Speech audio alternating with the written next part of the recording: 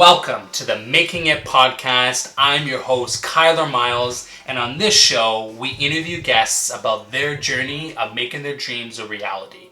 As cheesy as it may sound, it's the truth. And today, I sit down with Troy Rice, who is a keynote speaker, a mindset coach, and a successful entrepreneur. We talk about everything from self-awareness to building confidence in yourself and to take action so that you can make your dreams a reality. Let's sit down with Troy and see what he has to say.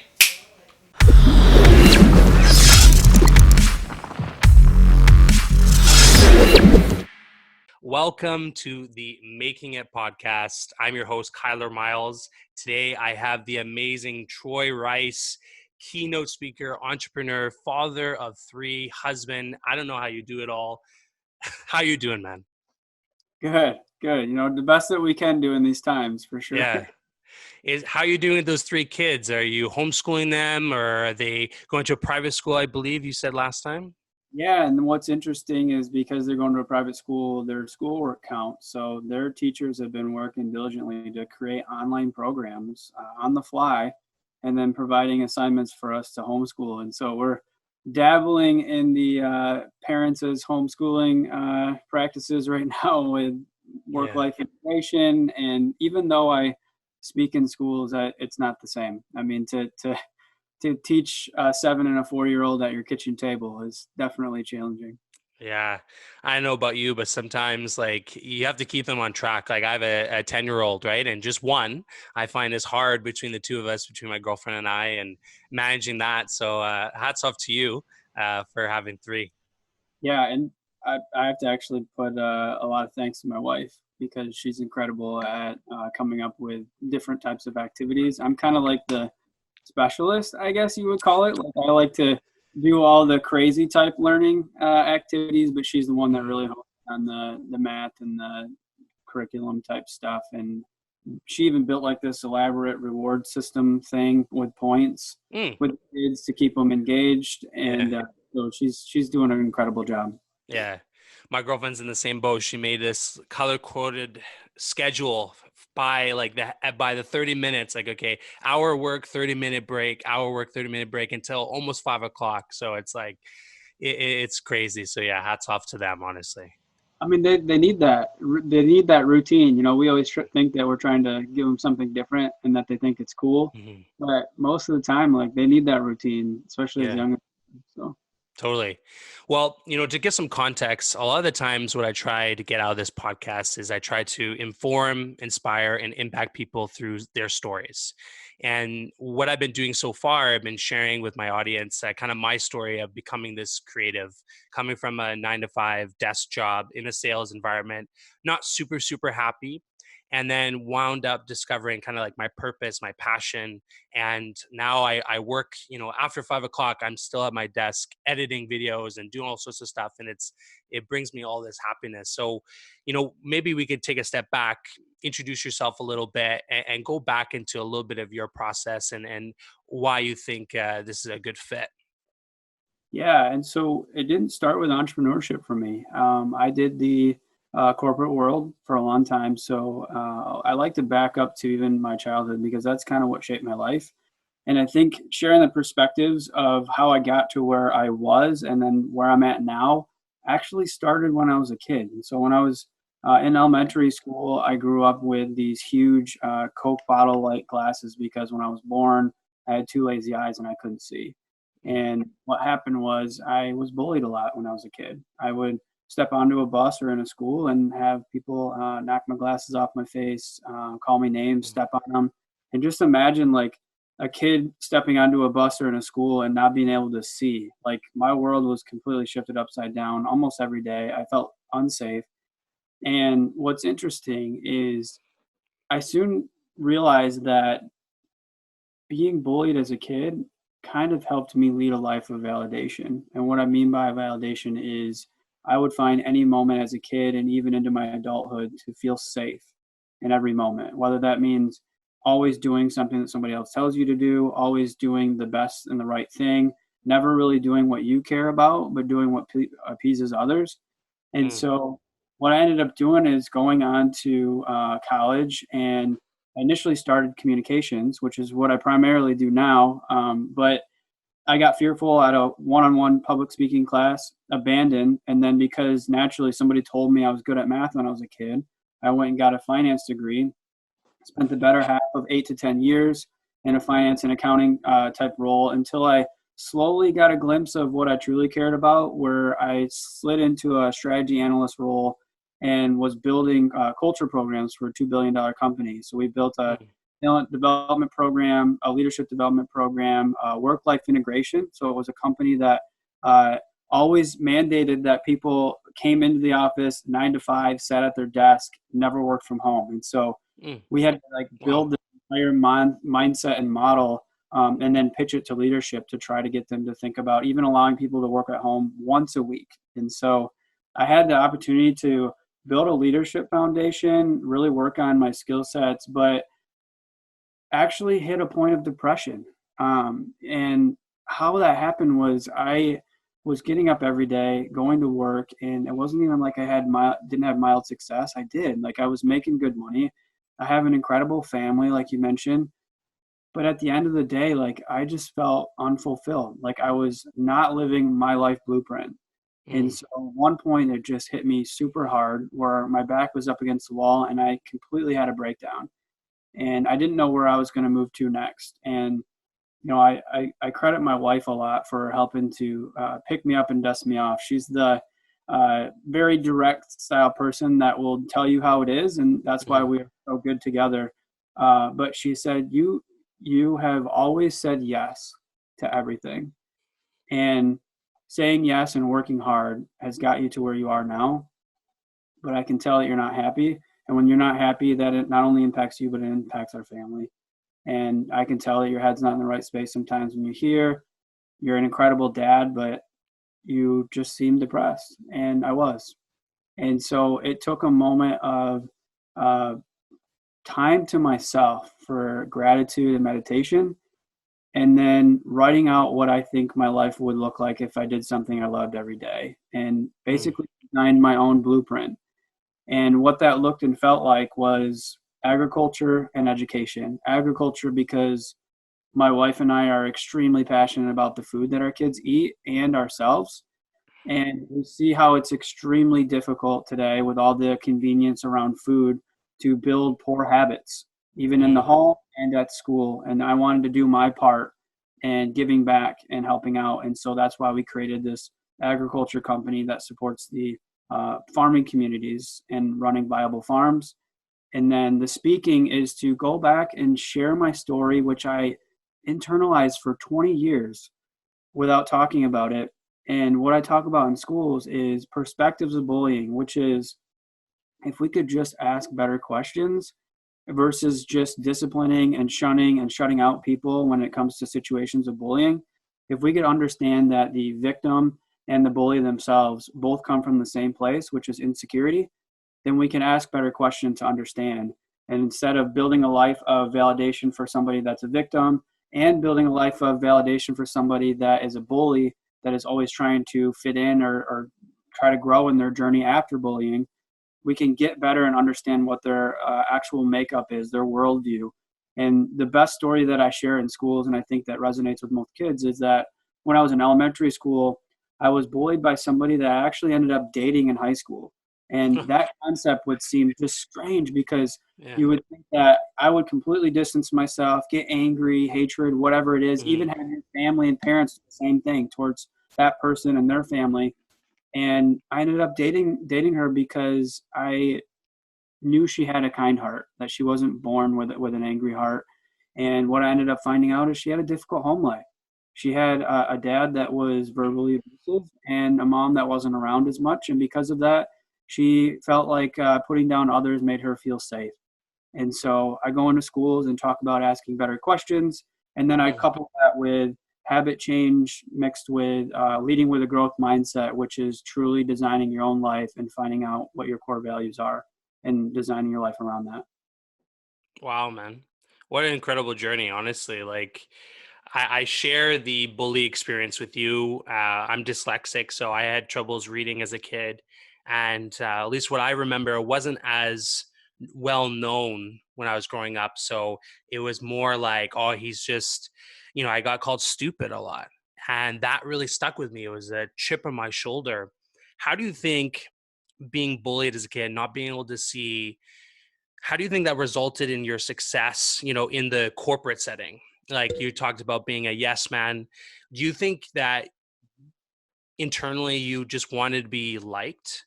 Because I find that a lot of people, at least myself, that I'm going down this like kind of self-awareness journey in the process of me trying to make it, is that why am I'm similar to you, always saying yes to these things that necessarily either not helping me, not benefiting me, and it could help someone else, but at the same time not good for Kyler. Walk me through a little bit of that process. How do you think that bullying shaped you and who you are today? Yeah. And I would tell you that being bullied made me feel personally like I wanted to help everybody else not be a part of that situation. And so, although I led a life of trying to fit in, I would be the guy that would be finding people that are also in the same situation and trying to lift them up. And I was actually fortunate enough that when I was younger, I was a good athlete. And that kind of helped me with leverage, meaning people still looked up to me, whether I was picked on people about my glasses and my appearance. People looked up to me as an athlete. Mm, And I leveraged that and helped out other kids that maybe weren't athletic or were getting picked on to help build their spirits up and to influence those around me to see the change you can make when you help somebody. And what that looks like into the future is an adult makeup that walks into a $2 billion company corporate office and figures out how I can create a culture and a vision for, at that time, a place that I wanted to work in, where mm, the future was so bright that everybody walked into the office every day with their heads held high. They enjoyed the work that they did and they were appreciated for it. And then they left every day with a smile on their face, because it can be so draining on your own energy when you're walking into an office next to 10 people and every single one of them is looking down with their headphones in. And then when you have yeah. conversations with them, they're sharing about how they don't enjoy what they do, how they maybe they're talking bad about coworkers. And I mean, if you're in that space, there's a lot of things that are going on, the things that you don't like in your life, whether it's truly a work related thing or it's at home. And Mm, so helping people as a kid helped me build a foundation of wanting to give back and help people in a corporate style setting as well. mm, And then what really changed for me, and to your question about how we can get smarter about it, is I never wanted to stop saying yes to helping people, because I believe helping and giving back is powerful.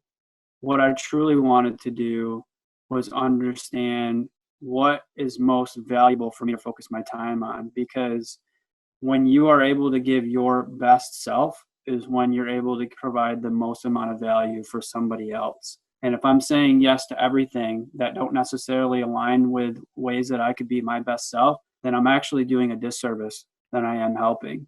And so what I started to do was peel back and figure out which arenas am I best suited for helping out in, how I can bring the best value to the table, knowing that the value that they're going to receive is the most that they would normally get from somebody that's 100% all in. mm. How did you become so self-aware of, you talked about even leveraging that you're an athlete, leveraging, you always saw that in people. You talked about the girlfriend in high school, even though she bullied you as a kid, you then saw that she had that kind heart. How did you become so self-aware within yourself? Because I know for me, I'm just realizing now, at my age, like all the stuff that happened is still with me and I'm still going through that. I find that a lot of people are, as they get older, they realize that more and more out of life. When was that moment for you? Was that in high school, in elementary school, in university? And how did you, train yourself to be self-aware? I mean, self-awareness as a kid, credit goes to my parents for handling situations in certain ways.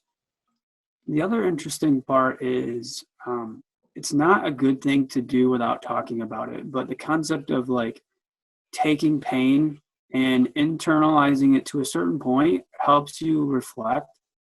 Like sitting in your room and actually thinking about what just happened and then having to mirror that with what's happening in your life around you, even as a kid, I think kind of helped me think through what it would look like to maybe question or be a little bit more curious, not necessarily go out there and like ask that bully out to be my girlfriend at that young age, but at least be curious, about what type of situation would cause that.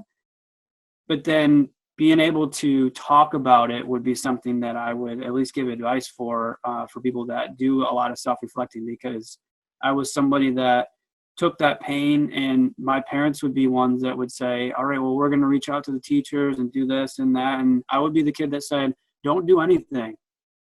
I don't want to cause any pain for anybody else. I don't want you to do that. I don't want you to call the bus driver or the teacher. I don't want to even talk about it.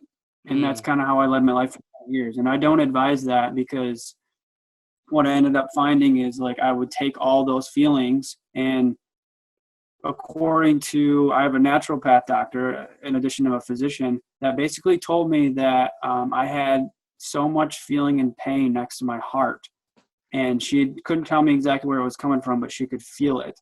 And at that time I'm like, well, okay, like what does this mean? But it wasn't until I started opening up about bullying in schools and being vulnerable is when I started to have like actual like lifting feeling change in myself. And it was when I actually started to value myself more, care about the things that I like more, not always wake up and say, how can I do this for my boss today? Or how can I make sure that somebody doesn't yell at me for something, or that I don't make a mistake? I started getting up and saying like, what can I do that I love doing, that's fun and inspiring, and I can hang out with my kids, and I can question my boss, and I can question things that I don't understand. And it all really started to happen when I first started sharing my feelings and just letting them out. And understanding awareness as an adult, I think the challenge here for most people, besides just talking about self-reflection, is nowadays when we have time, we choose to spend it on things that keep us engaged. Like back then it was boredom, and then we figured out what we could do with boredom, whether it was self-reflecting or we found something to do. Nowadays, I can literally grab my phone and get any type of information I want. I can go on my laptop or whatever I need. And so small scales of time with this process of self-reflection is available to us, because we build these habits of constantly engaging in something.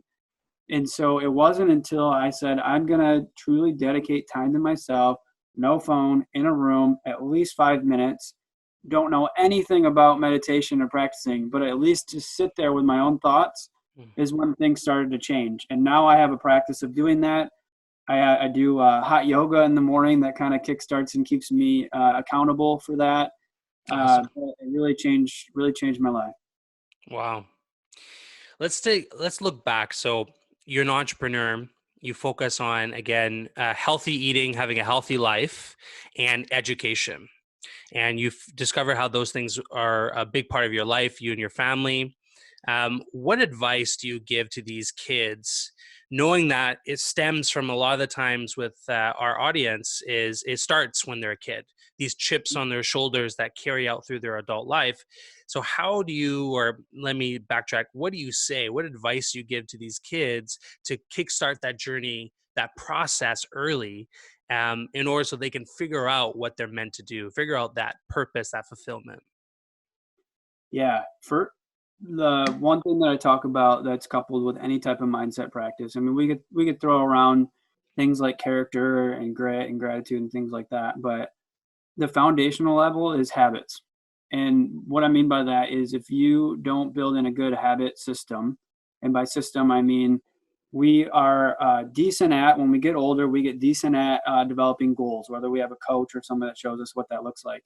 What we struggle with is building a system that's sustainable around habits. And so when I go and speak in schools, I talk about character building, but then I show examples of what character building looks like when I do it from a habitual perspective. Like, what are my daily habits that I do today at this age? And then what of those habits is a positive, negative, or neutral at a very basic level? And does it make sense to keep doing even a positive habit or a neutral habit, and what that looks like to your life 5, 10, 15 years from now? And a funny story that I share around this too is like, So when I was a kid, I was borderline like addicted to cereal, right? I ate cereal every morning for breakfast, like Lucky Charms, you name it. Love it. And because of that, for 20 years, I would eat cereal for breakfast every morning. And then sometimes I even built in a habit of eating it before bed at night. Mm, And imagine like when you're a kid and you're super active, you eat sugary stuff like that, maybe it doesn't matter. But if you build a habit in of doing that and then a reward stimulus thing towards eating it even at night for 20 years, I woke up one day in college and I was completely out of shape, completely worn down, no energy levels. And what happened was it took like my wife and I to do this one Whole30 program where you introduce all raw food and nothing processed.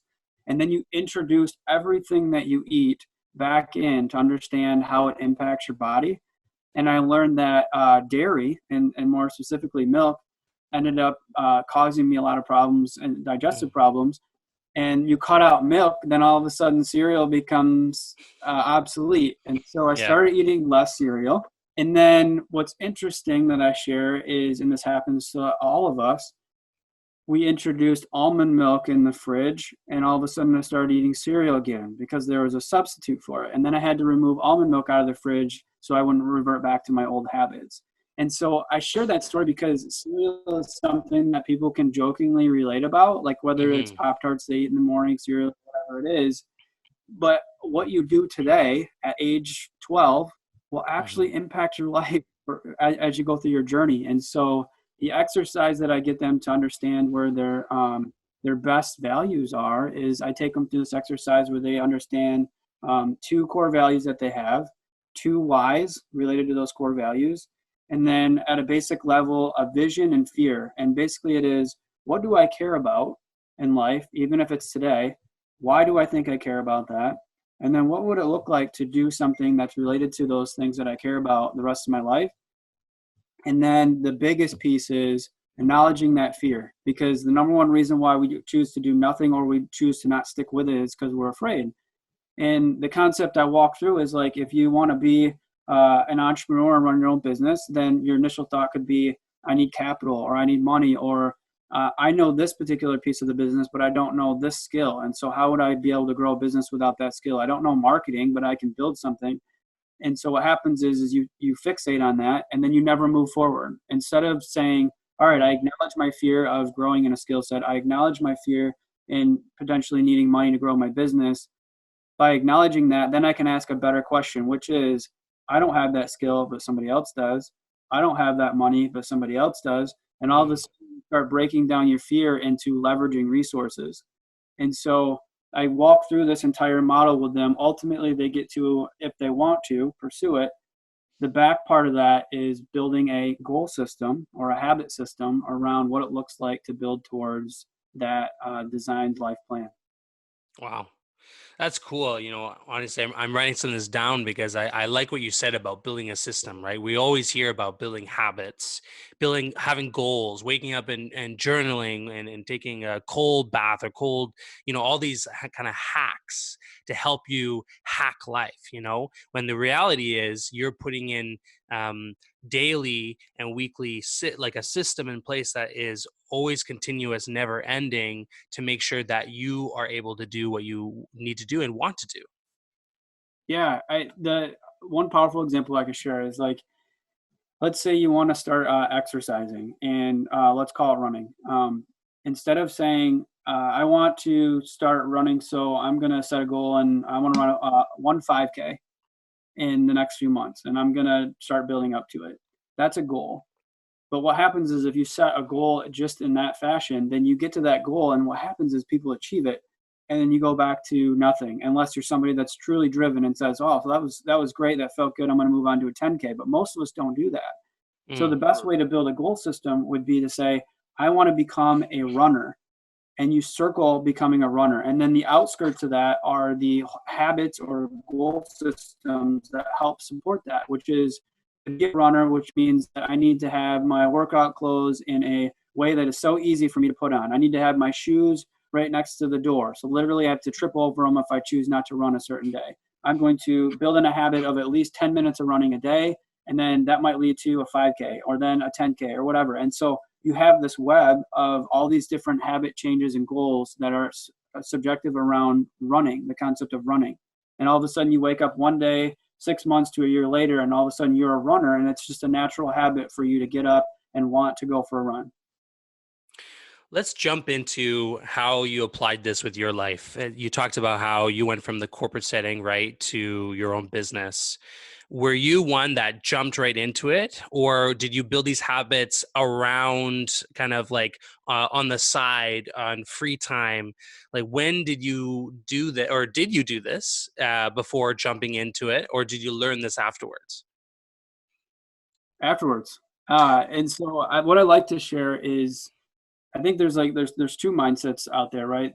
Those that love to just jump right in, like leap right into entrepreneurship, whether it's you start right out of college, high school, or whatever. And then the other aspect is, how can I slowly launch into something? And if you have the opportunity to do that, I always offer advice to try that. And the reason that I offer that is, it takes a mental tough person to jump completely into entrepreneurship, to Mhm. building something from scratch, to running their own journey, and then learning and growing at the same time. Meaning, I need to support myself while I'm trying to grow this business. And if Mhm. you're a mental tough person, absolutely jump right into that, grow it, everything else. If you have something and you're afforded an opportunity to, like I did, which is I had flexibility in my day job, all I did was built this small plan, and it was so small and incremental that it allowed me to have at least a financial security to support my family, because I'm the only one that provides an income for our family of five. I could get up every day, passioned to do the projects that I want for the future, prioritize the long-term me versus Mhm. the short-term me, and still get my day job done on time. And so why I think that that was powerful is, even a day job, not even just entrepreneurship, sometimes we have all these things that we want to accomplish, right? We want to grow our business by this. We want to grow this project by this. We want to accomplish all these things so we can make more money. When you put all of that in front of you, it immediately makes you feel overwhelmed. So slowly launching into something will actually help you stay focused, which is, I would wake up and I would say, all right, this is a long-term journey. I need to spend the next year and a half learning. So I'm going to spend an hour a day or whatever going out and driving to farms and learning from farmers. And then I'm just going to take notes and I'm going to learn. And I'm not going to build anything. I'm not going to sell anything. I'm going to learn right now so I can effectively build something, and dedicate the time to that every day. I'm going to write. I'm going to start writing so that I can get out there and get my thoughts on paper, be able to build a good brand, whatever that is. And so over 2 years of leveraging small, short-term decision and outcomes for long-term vision, I Mhm. was able to build something that was sustainable for me to be able to leave. And I understand not everybody is fortunate to be in that situation, and some people's jobs are high, crazy, busy, and everything. But at a moment where you have something that you identified that is part of your blueprint and something that you want to execute on every day, it gives you something to wake up for. And so, even just to have a small task towards building something where you wake up every day and you're like, I can't wait to do that, Mm. you're on the right track. Because if Mm. you're waking up every day thinking about how you want to do something different, then you truly need to decide whether you're making the right decision in your life right now, or you need to start making that change. And that change might be small. Mhm. And for you, how when was the breaking point? When did you have the decision, have the epiphany, or like you said, it was like 20 years, in your head. But when was the moment you decided that this is the day that I'm going to start this process to building my blueprint, like acting on my blueprint, everything you're talking about? When was that moment? How did you realize that?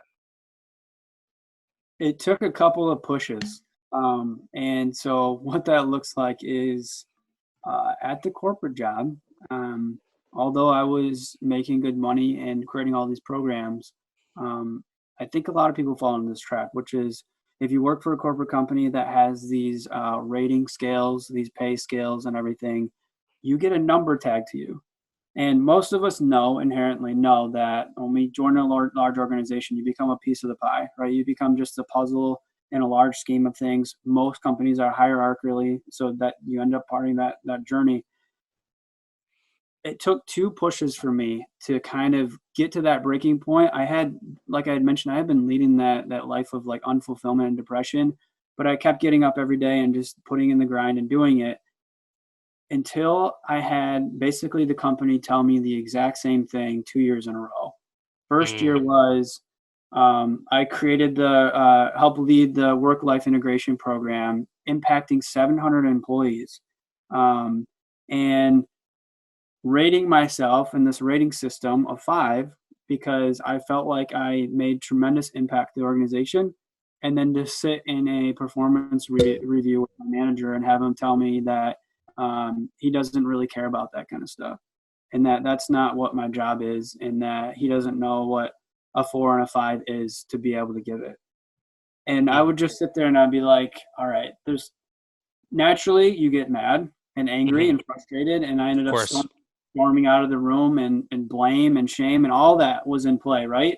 Mhm, And I move on to the next year, do even more, build a recognition program, a talent development program, get to the end of the year, write my own job description. So I wrote a culture champion for the organization, and then I pitched it to the president and asked him to create the position because I was creating all these programs, and then had him tell me that it's not a resource that the company is willing to spend on, and that mm. they care about.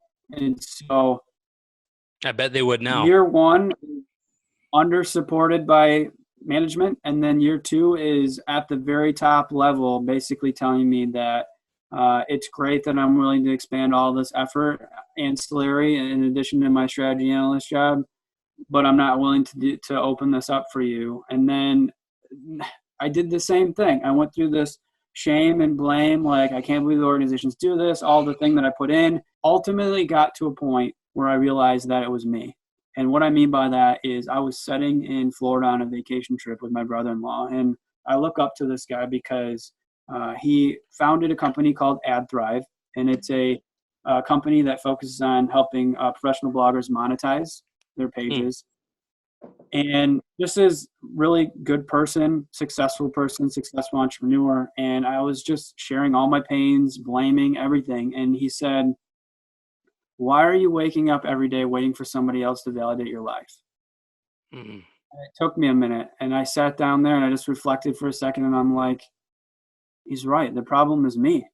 mhm, If I'm going to get up every day and put in work hoping that somebody's going to give me something, then I'm doing myself a disservice. It's nothing on mhm, the company. I need to get up and do something that I care about, because at the end of the day, what matters is the work that I put in and the mhm, people that care about it and how it makes me feel when I'm leading my life on my own terms. And at that point is when I started the practice of meditation, gratitude. I started doing whiteboarding designs of what we initially launched. I know I mentioned earlier that we help farms run viable businesses. What we initially launched, though, was an online farmers market model in the state of Michigan. You could mhm, shop it similar to like Amazon, where you add farm food to your cart and then enjoy an express pickup already prepared for you. And I just started doing those things. I started mhm, ideation around what I care about. I started speaking freely in schools. I started partnering with Junior Achievement and any other organizations that work with school systems, and just giving free speeches and building up my network, getting better at speaking, getting better at being vulnerable. And over a time of 2 years, built up to a business, hired 2 coaches, and now we are launching a brand new, robust global platform for FarmBridge that'll launch here in April. mhm. That's incredible. I wanna meet your brother-in-law. Maybe I I can bring him on the podcast. I love what you just said. I love the journey, and for me, it's similar. It wasn't a brother-in-law, but for me, it was Gary Vaynerchuk who talked about accountability, similar to what you talked about, and that you are accountable for your own happiness, your own success. And to your point, same thing, year after year, performance review, hitting my number or not, it wasn't getting what I really wanted, what I wanted out of it. And same, it took that point to leave, and well, it took me actually to move across the country for me personally to realize that. But that's incredible, that moment in your life. And what's, for the both of us, it took some push, right? To get us to that point.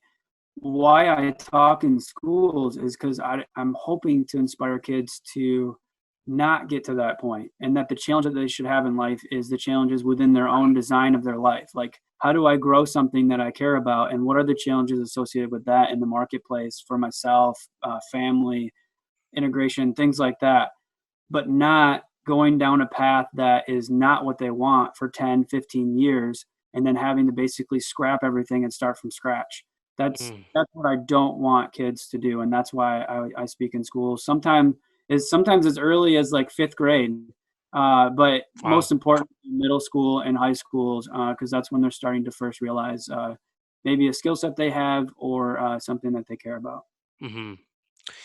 Awesome. As we're getting close to kind of the end, I want to understand a little bit about what advice can you give people of today? They're listening to this podcast. They're wondering, okay, where do I start? How do I go from here? As an example, I'm in this desk job. I'm quarantined. I'm not happy, but I know that I should be blessed that I have a job. What can I do? Where should I start? It's a big question, but I feel like you have kind of you've been through this process in your life. And what would you say to someone if it was me or to someone listening on where can they start and how can they go from here? Yeah. First of all, you have to focus on what you can control. It starts there, and especially during this time with the virus and everything, it's very easy for all of us, myself included, to wake up and start to think about everything that's happening in the world, and then slowly slip into a mindset where you focus on things you can't control. Right? You can't control shutdowns. You can't control mandated things with business and things like that, but you can control your own stuff. You can control your own growth and everything. And so waking up every day and grabbing onto that control, and then just taking in what's happening with the world as information and Mhm. being able to decipher the difference. I think that it starts there, especially during times right now. And then the next step is you got to think small. And even for people that run large scale, multi-million dollar businesses, small is still key, because there is so much abundance out there. And if we Mhm. choose to put ourselves in a place where we want to grow something, and we start to think about scope of abundance too much, then we're never really clear on where we should focus our time for where we actually should grow. And so, what that looks like to somebody today that's sitting in a desk job maybe they don't like, write down something that you care about or that you want to do, or maybe something that you wanted to do as a child that you still kind of think about that you haven't started. And then just write down like two things that are associated with what it would look like to start building towards that. You want to become a writer, then just think about writing a paragraph once a day. Then think about the next week writing two paragraphs, and then start building a blog. Like, it happens incrementally. You Mhm. want to own a business? Think about what the makeup is, as far as do I want to be somebody that owns a business because I'm not very good at like the management process, the design, the communication, but I'm great at trying to inject like advice and influence on how to help something grow? Or do I want to actually operate my own thing? And if I do, then I have to kind of build in a process right now, which is when I wake up every day, I have these things that help me drive myself, and I focus on at least accomplishing one a day. And I think I may or may not have shared this with you the one time, but there's like this really short, cool YouTube video out there by a young kid, and Mhm. it's called No Zero Days. And I would just focus on that. The concept is literally wake up, whatever you wrote down is what you want to make a change in for your life. Do Mhm. one thing towards that, and make it no 0 days for the rest of your life. And I think you'll be happy where you end up. That's so cool. Yeah, I'll maybe put a link in the description if I find it, and wherever I post this to. So that's awesome. Is there anything you want to say to the audience? Any advice you want to give? And then also, where can people find you? Where can people look you up if they want to book a speaking gig? Obviously, it has to be virtually if it's anytime soon. But how can they get a hold of you? And anything, last remarks, last thoughts, advice? Yeah. There's one thing that I practice in myself, and then I teach my kids every day. And it's one act of kindness. So I have a sticky note that I have stuck on my computer here that reminds me that my day is not complete unless I do one act of kindness for somebody else. And every day we sit down at the dinner table with the kids, I ask them the same question. And the reason that you do that is I get a lot of questions, like most specifically around like parenting and things like that, around how can we get our kids to not grow up with hiding mistakes and blame and treating others poorly or whatever it is.